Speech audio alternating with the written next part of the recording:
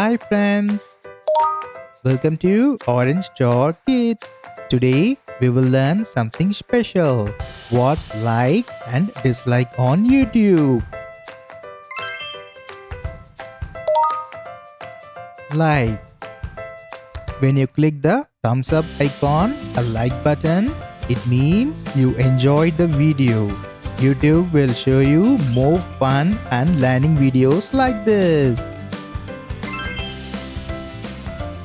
This is dislike.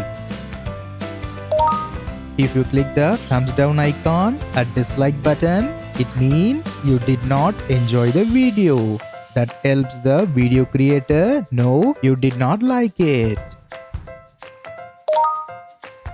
So, when you watch our videos, make sure to click the like button. So, we will know that you enjoy our videos. This is a like button. This is a subscribe button.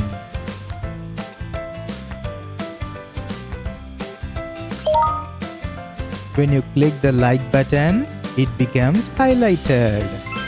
That means you have liked the video. Once you subscribe to our channel, it looks like this, which means you already subscribed to our channel. So, if you love learning with us, don't forget to click like and subscribe. It helps us make more fun and colorful videos for you.